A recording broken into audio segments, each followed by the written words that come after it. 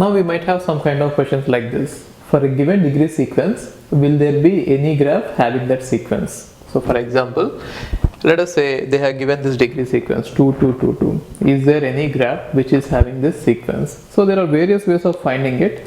Now one way is you can draw the graph and get the sequence, and if you can find such a graph, then you can say that such a sequence is possible. But it might not be that simple always, which means you might not be able to draw the graph correctly, or it might take a lot of time. See, for this simple graph, for this 2 2 2 2, maybe you will understand that there are 4 vertices and each vertex is having a degree 2.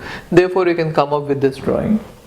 And now 2 2 2 2, and we can say that yes, the graph, there will be a graph possible with this particular degree sequence. You will be able to say that in this example, but it might not be the case always, which means if the graph is really big. For example, if you take this graph, then you might have to draw 1 2 3 4 5 6 7 8 vertices, and you have to put the edges in such a way that you are going to get this sequence, and also you are not sure that there will be such a sequence possible or not, right? In such cases, it is better to apply other properties, whatever properties you know. So one property is that that the sum of all degrees the sum of all degrees of the vertices is an even number, right? In this case it is even number, but even if you have an even number, it might not be the case that there is a graph existing, right?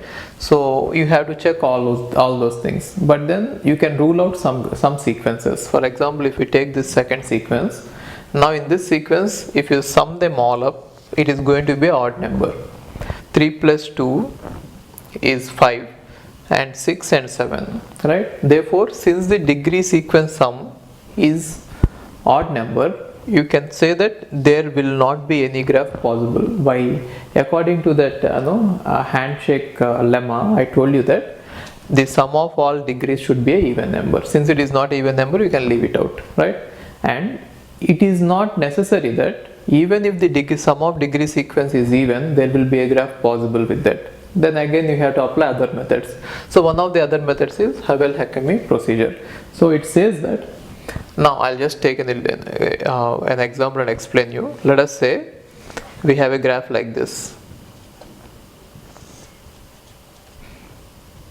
Okay. Now 3 1 2 2. So we are having a vertex with degree 3. How do you think that this vertex has got a degree 3? Because this is adjacent to 3 other vertices, isn't it?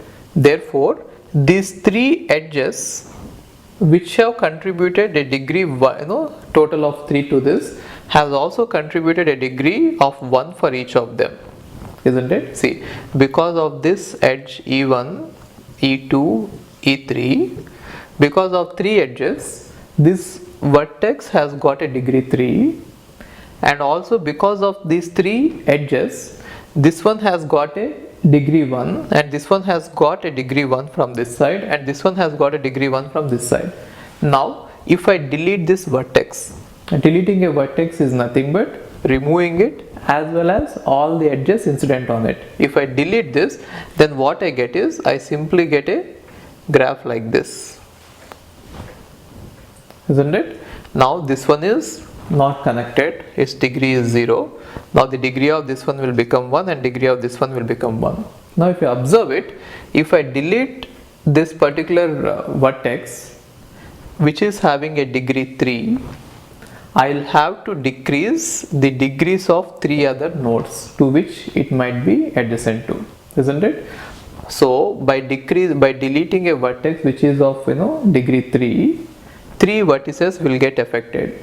How? Their degrees will also be reduced by 1 if you observe it. Got it? So this is the basis of this procedure.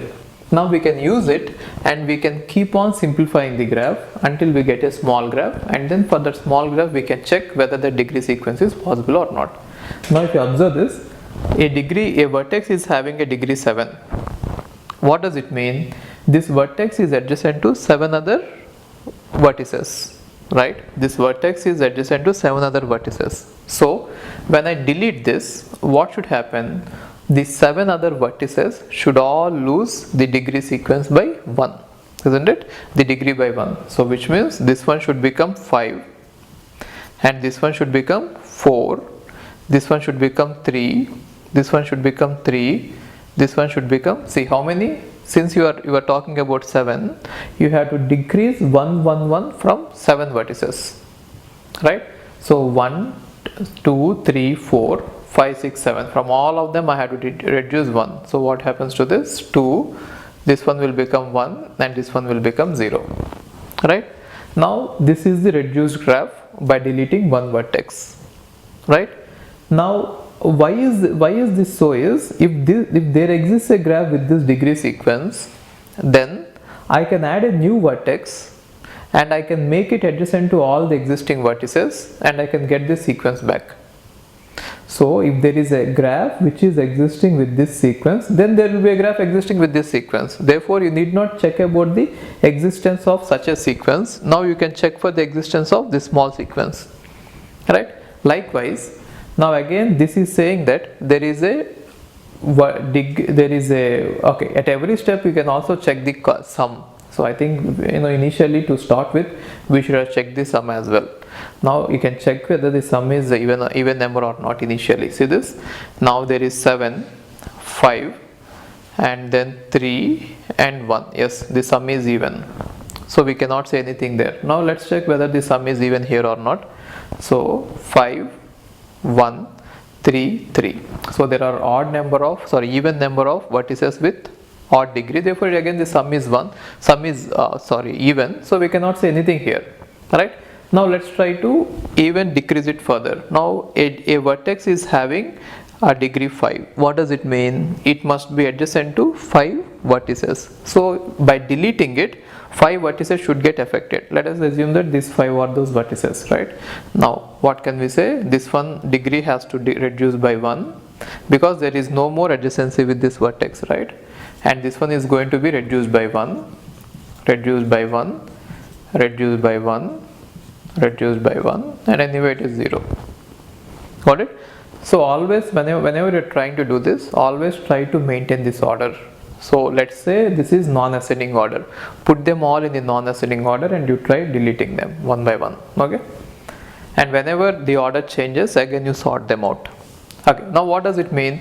If there exists a graph with this degree sequence, then I could add a vertex and I could make it adjacent to 5 vertices and I could get this sequence, right? If this exists, this exists. Therefore, you need not check for this big one, you can check for this small one, right? If at this point, if you can check it, then it is fine, otherwise you still reduce it. Okay. Now, if you observe this, again you can see this sum is even, so we cannot say anything here. Let's still further decrease it, or if we can try to draw a diagram. Yes, I think this one is it, isn't it?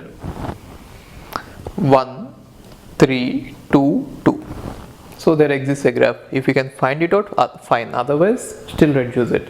So if we delete this, so what is that we are trying to do? We are deleting this, right? Then we should get that one, isn't it? So reduce this one, so which means 1, reduce this one 1, and reduce this one, which is 0 0 0, right? So what did we get? 1 1 0 0 0. So what does it mean? There are 3, totally 5 vertices, out of which 2 are adjacent, 1 and 1, and these 3 are 0 0 0. Here you can stop and say that it is there, I mean the graph exists. Otherwise we can still go ahead, and if you delete it, then you have to reduce only one vertex, so you are getting 0. Now you will definitely see that there is a graph possible with this sequence, isn't it? What is it? 1 2 3 4, that is the graph possible with that sequence, right? Okay. Hi, if you are planning to do masters, then doing masters abroad is better than doing masters in India. I'll give you all the reasons. So first reason is, out of 1 lakh students who take GATE every year, there are only 500 seats in old IITs. So all the IITs put together have an acceptance rate of 0.5%, and IITs, universities better than IITs, they have very good acceptance rate like 30%, 40%, but all the IITs put together have an acceptance rate of 0.5%. And if you are working hard to get into IIT Bombay, IIT Bombay's ranking is 177, and IIT Roorkee's ranking is 400. If you are happy to get into IIT Roorkee, then getting into universities better than IIT Roorkee is easier compared to getting into IIT Roorkee. And looking at the salaries for computer science, for software jobs, if you have done your masters in computer science in US, the salaries are ranging from 80 lakhs per year to 1.2 crore per year. So even if you take an average of 1 crore per year, your savings will be much higher than the salaries in India. After taxes and your cost of living, you can easily save 40 to 50 lakhs per year. And in India, the maximum jobs that you get is around 30 lakhs. So your savings will be much greater than the salaries in India. And these are all the services that we provide. University shortlisting. So depending on your profile, we will shortlist what are the universities that you have to apply, and statement of purpose building, and then LOR guidance, and GRE and English test assistance, and education loan assistance. So you don't have to have any collateral, which means without any security, now you can get education loan. Getting education loan is very simple these days, and whatever the amount of fee that you have a range of universities. You can apply for 10 lakh universities, 20 lakh universities, or 50 lakh universities. But whatever it is, you are going to get complete education loan, and you can pay off your education loan in 1 year after you get a job. And then we do visa assistance, mock visa interviews, and then connecting with the university alumni. So now you might ask why we should join Game of Visas. So the answer is we have 90% success rate, 99% success rate. And these are all the destinations that we guide the students to. So we guide students to any country that you want to go. So now it is not just USA. We guide to UK, Germany, Australia, Canada. So we guide students to all the countries. We work with all the destinations. And if you are interested in going abroad, you have to just drop us a message on this WhatsApp number 9494 555 454. Okay, thank you.